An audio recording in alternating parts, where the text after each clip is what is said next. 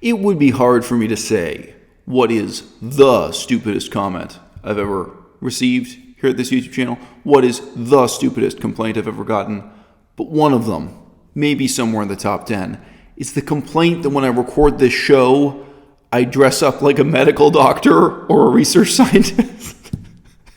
Referring to this jacket as making me look like a medical doctor or a research scientist. Guess again. All right, guys, it's just cold enough here in Taiwan that I do feel like I need an extra layer on as I'm recording this now. Talking about two issues, one of which is the ongoing pro-democracy rebellion in the streets of Hong Kong, and the other of which is the entirely phony rebellion in the United Kingdom, in England, called Extinction Rebellion. Now, what do these two political events have to do with each other? Well, they are forever indissolubly linked in my own mind and experience, because about 5 months ago now, a little less than 5 months ago, I spoke to Roger Hallam. So if you don't recognize the name Roger Hallam, he's one of the three public faces of Extinction Rebellion, and I would say he is the more respectable and more erudite sounding of the three major spokespeople who represent that movement. So he's been interviewed on the news many times, on many different news programs, by newspapers, and this sort of thing. And he's one of the founders, one of the people who defined what that movement was. In what circumstances did I speak to him? I attended a vegan event. There was a mass audience, and Roger Hallam, or his glowing specter, appeared before us by Skype or by some other teleconferencing software equivalent to Skype, which is to say he was not there in person. And then they took questions from the audience, and I stepped up and spoke to him, and he replied to me. So I was pleased to have the opportunity to, in effect, speak directly with Roger Hallam, but it was in front of a live studio audience. Now, the first thing I said to him was that he had given me a much more positive impression of his organization and its objectives and its methods in that lecture he just presented to this audience than I had ever gotten from his own website or from his YouTube channel, which was true. I had prepared, I had done some research before coming to this event, and had a really pervasively negative sense of what Extinction Rebellion was all about.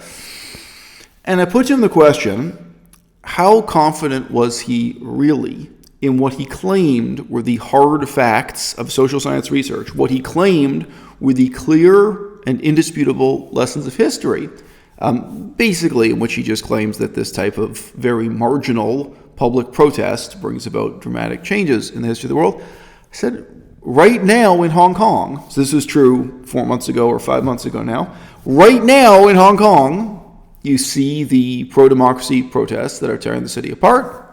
I could say that again today now, 4 or 5 months later. How do you think that's going to end? That's a movement that represents a much greater percentage of the population, has much more force behind it. It's really achieved the methodology that he set out. It's brought the city to a standstill. It's brought the economy to a standstill. It's completely dominated, the news and parliament and the police and so on. If you really believe in the methodology of Extinction Rebellion, that would basically mean applying the same pattern of activism and disruption that we've seen in Hong Kong, in the city of London, or in the city of Paris, or in the city of Glasgow, Scotland, wherever they manage to pull it off. If this is what you believe in, then the parallel between the two is striking. How do you think the current protests in Hong Kong will end? Still today, this is really a very meaningful and even terrifying question for all of us to reflect on. Now, I probably know somewhat more about the political history of China than the average member of my audience. The Tiananmen Square massacre. The problem with that event historically is that it's not the people who were killed on camera at that location at that time. It's the long shadow of people who disappeared in the weeks and months and decades afterwards. The vast majority of the killings that mattered, that snuffed out the Tiananmen Square pro-democracy movement in China, were not people who were killed by tanks or bulldozers or something at that moment, at that time. Already, every single person's face who attended the event was captured on film and video camera. Yes, all that technology already existed. And believe me, the government of China had the staff to go through all of the footage and identify the people and so on. And the people they couldn't identify, you could interrogate someone else and figure out who that was. People could be tracked down. People's parents could be tracked down. People's grandparents could be tracked down. The whole web of, what was initially a student movement. So they were predominantly young people. Of course, there were some older people, but still, when you look at the footage, what you mostly see are young people at the Tiananmen Square protests. All of their family connections, work connections, their colleagues, their friends, could be tracked down and silenced one way or another. And with a terrifying inexorability, this is what, in the next several years, would unfold in China. Not a massacre in the sense of a unique moment in history. Like in history of India, the Amritsar massacre, where the British military kills a group of people at one protest at one time in one square. The problem is the Chinese government's habit, shall we say, of tracking down and extinguishing opposition. Now, the situation now in Hong Kong, you will notice that many of the confrontations between students and the police, or between students and journalists, sometimes they're legitimate journalists, sometimes they're ostensible journalists who are suspected to be working for the Chinese government, but it makes no matter. Very often the students become extremely angry if someone photographs their face up close and they start attacking that journalist or start attacking that police officer. And I think that is because they're aware that the threat against their life will never end. Right? Now, it is possible that the government of China will wear kid gloves, as the saying goes. It's possible they'll talk to some of these young people and say, look, we've got your name on a list. We're watching you. We know exactly what you did during the protests. We have videotape footage. We have photographs. And, maybe we won't put you in a gulag today or tomorrow. Maybe we won't kill you or imprison your family. But if you don't conform all the way from now on, it's going to be game over. It's quite possible they'll do that. The current generation of the Communist Party, they're genteel, although menacing, in their methods of repressing dissent. And, even a government as brutal and terrifying as Saudi Arabia, you might be surprised if you start going over the human rights record how often it is that they hold back from just killing their enemies, how often is they just have somebody come and knock at the door and explain what the situation is and ask people to comply rather than disappear. So that's kind of the best case scenario imaginable for the young people involved. Now, again, I'm sharing this with you because I think some of you might be looking with incomprehension at the ferocity of the Hong Kong protesters, when indeed the police themselves are quite nice towards them. I mean, it sounds ridiculous to say, but it's true. The Hong Kong police who are on duty themselves, they're not some kind of brutal, terrible, authoritarian force. They're the normal police officers of the city of Hong Kong. And yet, these student protesters really fight with fear of their lives. And that's because it's not the police who are meeting them now face-to-face at this moment that are the problem. The massacre is not going to happen here and now in the streets of Hong Kong.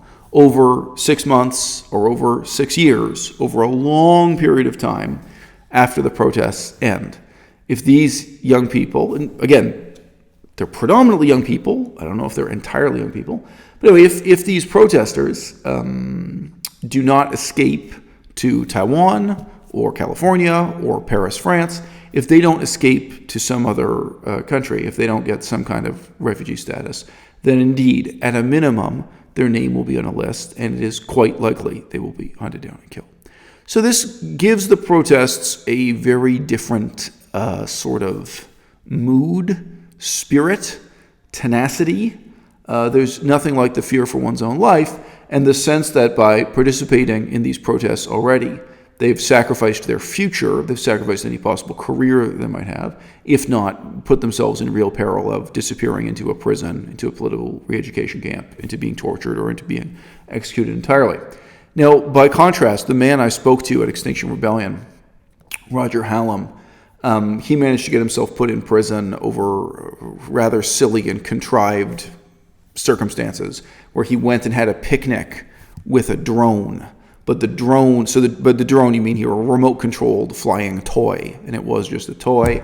But the toy didn't have a battery in it. He intentionally set up a situation so he'd get arrested, but in fact, it was impossible for him to fly the drone and cause a problem. He had a picnic adjacent to the airport, and nevertheless, he was put in prison briefly, and then I assume pled his case.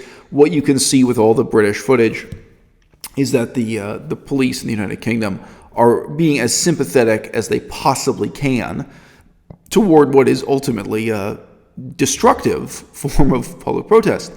And I would like to announce very plainly that we can now say Extinction Rebellion has failed. They may not say it's over. I think it genuinely already is over. And like so many political movements in our time, it has begun and ended right here on YouTube. This is in itself a reason to get on YouTube, guys, if you care about politics. YouTube may not be the poetry of our times, but it really is the political agora of our times, shall we say. Anyway, they are still to this day being interviewed by major mainstream news broadcasting companies. Still to this day. Those interviews are going on. And nevertheless, they're uploading videos to YouTube with 1,000 views, 1,500 views. They manage to get a celebrity to appear, and then maybe they get 3,000 views. You know, these kinds of numbers. All right? So, again, if my own channel gets this number of viewers, of course, there's nothing surprising with this. People only see these videos because they know me, or because one of you literally emails a friend with the link or sends the link to somebody through Facebook. That is the only promotion for this channel. There's nothing else. I don't even post to Reddit anymore. I used to in years past, and I lost patience with it. So I don't attempt to promote or advertise this channel in any way. When you are receiving the promotion of being on the front page of the newspaper, being interviewed on mainstream radio, mainstream television again and again, and you present yourself as the leaders of a mass movement, and a mass movement that has received a considerable amount of money in donations and has organization and so on behind it, isn't it a worrying sign when in that context you're only getting 1,200 views, 3,000 views on YouTube, so on and so forth, when the world has simply gotten tired of hearing your message? Now, again, we have to compare Extinction Rebellion to the promises that defined their movement and the methods they endorsed. They said again and again, this is not a protest, it's a revolution, it's a rebellion. They said again and again that they had something new and different to offer, that this wasn't the same as every other street protest that had been before. They said they were going to take over the British House of Parliament by force.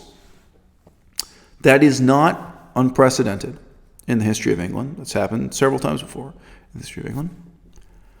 They failed to do that. In case you haven't heard, what they did was a 100% typical series of street protests that accomplished nothing except it created the careers of the three leaders of this organization to now be talking heads on the news and opinion circuit, especially in England, especially in Europe, and to some extent internationally and around the world. It has provided at least these three people with fame and money and power and status.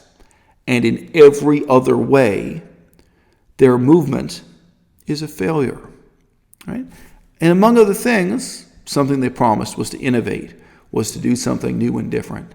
And as I've already stated, look, you can look at the footage of what actually happens at their protests. There is absolutely nothing new. All they did was get together a bunch of hippies on the streets, holding up slogans written on cardboard, and they called this a rebellion. Right? it's very instructive and very useful to contrast what's happening in Hong Kong right now, all right? In its spirit and in the terror of the people who participate. What's going on in Hong Kong right now is a rebellion. I wouldn't say a revolution, but it is an active rebellion. And what they're demanding is simply democracy. Now you tell me how that's going to end. I have the same question for you now that I had for Roger Hallam. Because Roger Hallam's claim, it's not worth repeating in greater detail, I find it completely phony and completely insincere, is that if you just study the history of political movements, you can thoughtlessly and recklessly and optimistically embrace this form of activism because it basically always works. That, people wanted gay rights and then they got gay rights, and people wanted civil rights for African Americans and they got civil rights for African Americans.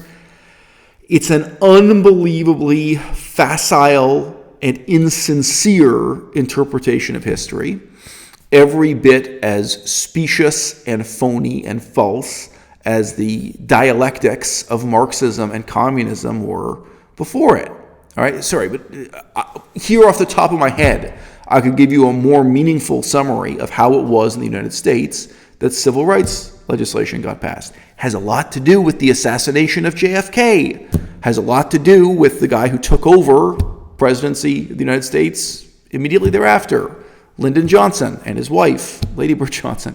You know what? I hate to tell you this. There's a really specific legislative history and specific political context that was not created by rebellion on the streets. It wasn't created by a bunch of hippies holding up placards. It really wasn't, okay?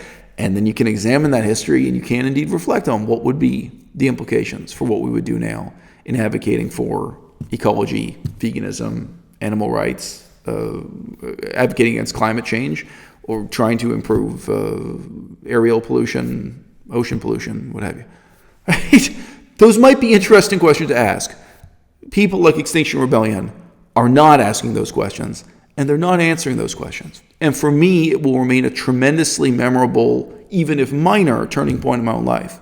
That when I asked Richard Hallam straight to his face, if you really believe this theory you're advancing, well then look at what's happening right now in the streets of Hong Kong, and you tell me what's going to happen next. Because you're claiming that this is a cannot fail strategy for a bright and powerful future, that this is going to transform government, that this is going to transform public policy like clockwork. This is the heartbeat of history. You've looked back at the history of the world, you've used your social science methods, and you've extracted this transcendent truth that is at all times consistent in all these different cultural and political circumstances. You tell me the protests that are happening right now in Hong Kong, and this is what I asked him, why do you think the end of this story will be any less tragic than the pro-democracy protests that we saw before in Tiananmen Square? And the truth is, Roger Hallam did not have an answer for that question then. He still doesn't have an answer for that question now. And that's why Extinction Rebellion is a failure. Because it's led by idiots.